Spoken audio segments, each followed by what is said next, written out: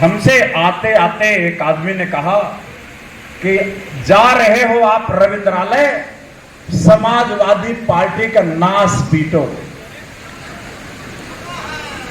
मेरे को बोले, भाई मैं समाजवादी पार्टी का नाश क्यों पीटूंगा? समाजवादी पार्टी अगर समाजवादी है तो उसने 8,500 रुपए की बात को पलथी मार के क्यों बैठी हुई है? अगर वो समाजवादी है। मुलायम सिंह जी, लोहिया जी कहते थे कि भारत पाकिस्तान बांग्लादेश का महासंघ बनेगा, समाजवादी पार्टी उसके खिलाफ क्यों है? ये मेरी गलती है क्या? अगर आप अपने पुरखों की बात नहीं मानोगे, अगर आप महापुरुषों की फोटो लगाओगे लेकिन उनकी बात नहीं मानोगे, तो मैं क्या करूं? मैं भी कोई भेड़ हूं जो आप कुएं में गिरोगे तो हम भी भेड़ की तरह कुएं में गिर जाएंगे? हम भेड़ बनने के लिए तैयार नहीं हैं। जो भेड़ हैं वो जाएं, उनके पास रहें, उनके पीछे पीछे रहें। लेकिन हमारे समाज में हर आदमी भेड़ बनने के लिए तैयार नहीं है। जिनकी आंख है, जो इंसान है, वो समाजवादी पार्टी के भेड़ चाल रास्ते पर जाएंगे नहीं। मेरे भाई,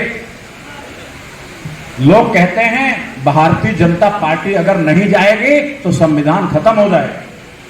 मैं भी मानता हूं, अगर भारतीय जनता पार्टी एक चुनाव और जीत जाएगी तो अंबेडकर बाबा के संविधान को खूंटी पे टांग के आरती उतारोगे और वो अगरबत्ती चढ़ाओगे, वो खत्म होना तय है। दुनिया की कोई माई का लाल बाबा साहब के संविधान को बचा नहीं सकता। अभी जी न्यूज वाले मेरे को बुलाए, मैं उनके पैनल में हूं, वो मेरे को बोले कि एक राष्ट्र और एक चुनाव के मुद्दे पर आप बताओ। हमने कहा भाई ये संविधान तो नहीं रोकेगा, लेकिन शासन करने वाले की नियति से बहुत कुछ तय होता है कि संविधान का अर्थ तुम क्या निकालो। तो रावण है रावण, तुम सिर काटते रहोगे और नया नया सिर पैदा होता रहेगा। क्यों? इसके नाभि में अमृत है, अमृत। इसकी नाभि में क्या है? अमृत है। और वो अमृत का नाम क्या है? थोड़ा दिमाग लगाओ, अभी बताता हूं। थोड़ा 1 मिनट देता हूं सोचने के लिए। रावण की नाभि के अमृत का नाम क्या है? अगर भारतीय जनता पार्टी रावण है तो उसके नाभि में अमृत है। अमृत का नाम क्या है? 1 मिनट सोचो, मैं अभी बताता हूं।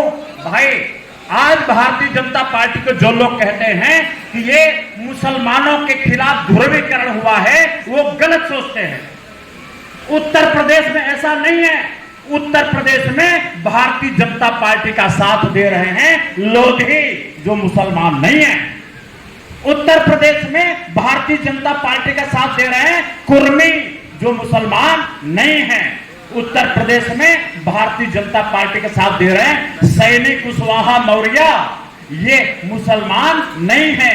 उत्तर प्रदेश में भाजपा का साथ दे रहे हैं ये कश्यप, ये पाल, ये सब लोग मुसलमान नहीं हैं। आज जो प्रोग्राम था वो किस उद्देश्य से था, पहले उसके बारे में थोड़ा सा ब्रीफ करिए। देखिए, क्या है कि हम लोग बहुत दिनों से भारतीय जनता पार्टी के जो काम थे उससे दुखी हैं, क्योंकि देश में एक तरह से जितने भ्रष्ट लोग हैं, घोटालेबाज हैं, उनके लिए संरक्षण देने वाली पार्टी बन गई। संविधान को, संविधान की संस्थाओं को, CBI को, इलेक्शन कमीशन को, जितनी भी एजेंसियां हैं, उन लोगों उनको बिल्कुल बुलडोजर चलाया जा रहा, उनको ऐसे इस्तेमाल किया जा रहा जैसे हमारे पार्टी का कोई विभाग हो। ऐसा लगता ही नहीं कि सरकार अलग है और पार्टी का विभाग अलग है। सरकारी एजेंसियां बिल्कुल पार्टी के कार्यकर्ताओं की तरह, अधिकारी पार्टी के कार्यकर्ताओं की तरह काम कर रहे हैं। अगर ऐसा चलता रहा तो भारत में अराजकता आ जाएगी, खून खराबा हो जाएगा, मारकाट शुरू हो जाएगी। तो उसको देख करके हम लोग बहुत दुखी थे। ये सोच रहे थे कि विपक्ष इकट्ठा होकर इसका रास्ता निकालेगा। अब जब विपक्ष इकट्ठा हुआ तो उसने इंडिया के नाम से गठबंधन बनाया, लेकिन इंडिया गठबंधन ने कोई ऐसी बात नहीं करी जो जिन चीज़ों से भारतीय जनता पार्टी अलायंस के लोग दुख दे रहे थे, अब वो लोग उस दुख से मुक्ति का कोई उपाय नहीं बता रहे हैं। वो खाली ये कह रहे हैं कि मोदी से खतरा है, सब एक हो जाओ। जैसे वो कहते थे मुसलमान से खतरा है, सब हिंदुओं एक हो जाओ। हम ये चाहते हैं कि आप टेंजिबल बात करें, ठोस बात करें कि देश में बेरोजगारी है, उसका समाधान कैसे दोगे। हम ये कहते हैं कि 2005 से 11 तक गोयल कमेटी ने एक रिपोर्ट दिया है, रिसर्च किया है कि देश में प्राकृतिक संसाधनों का, मशीनों की इनकम लोगों के घरों तक पहुंचा दिया जाए तो घरों में पैसा पहुंच जाएगा। अगर आज औसत आमदनी के हिसाब से लगभग 8,500 रुपया एक वोटर के घर में पहुंचे तो परिवार में 4 आदमी 5 आदमी होते हैं, 40,000 पैसा हर आदमी के घर पहुंच जाएगा। इस गोयल कमेटी की सिफारिश पर इंडिया गठबंधन चुप्पी साधे हुए हैं और इल्जाम ये लगा रहे हैं कि मोदी जी बेरोजगारी फैला रहे हैं और इंडिया गठबंधन उस बेरोजगारी का जो समाधान गोयल कमेटी है उसका जिक्र भी नहीं करना चाहती, जबकि गोयल कमेटी का गठन कांग्रेस के शासन में हुआ था। अब इसलिए जब हमें निराशा हुई कि यह भी नया गठबंधन ब्राह्मणवादी है, ये नया इंडिया गठबंधन पूंजीवादी है, ये नया गठबंधन भी जातिवादी है, ये नया गठबंधन भी सांप्रदायिक है, तो ये फिर एनडीए से अलग कैसे है? इसलिए हमें तीसरे मोर्चे की जरूरत पड़ी और आज इसकी हम लोगों ने घोषणा किया। सर, आज जैसे कह सकते हैं घोषित चुनाव जो होने वाले हैं, आज उसका प्रचार प्रसार शाम तक बंद हो जाएगा। जी। तो क्या लगता है कि बीजेपी इस बार भी अपना वहाँ पे वर्चस्व दिखा पाएंगी या जनता के विपक्ष में मतलब वोट जाएगा? देखो, उत्तर प्रदेश में भारतीय जनता पार्टी के सामने जो लोग खड़े हैं, शाकाहारी गुड्डा गुड़िया, ये गुड्डा गुड़िया के बस का नहीं है कि भारतीय जनता पार्टी को एक भी चुनाव हरा दे। बात घोषी की नहीं है।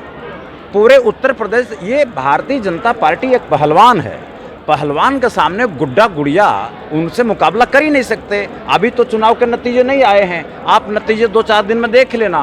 भाजपा फिर जीतेगी। भाजपा इसलिए नहीं जीतेगी कि उसे बहुत वोट मिलती है, इसलिए भाजपा जीतेगी कि विपक्ष में गुड्डा गुड़िया है, कोई लीडर है ही नहीं, इसलिए जीतेगी। तीसरा मोर्चा का मुद्दा 3 है। एक तो गोयल कमेटी की सिफारिशें लागू करके देश के उन सभी लोगों को 8,500 रुपये महंगाई भत्ते के साथ देना जो रोजगार प्राप्त नहीं है और इनकम टैक्स नहीं देते, नंबर 1। नंबर 2, जनसंख्या के अनुपात में SC, ST, OBC और गरीबों को उनकी जनसंख्या के अनुपात में सत्ता और संपत्ति में, शिक्षा में भागीदारी देना, इसके लिए कानून बनाना, आवश्यक हो तो संविधान संशोधन करना।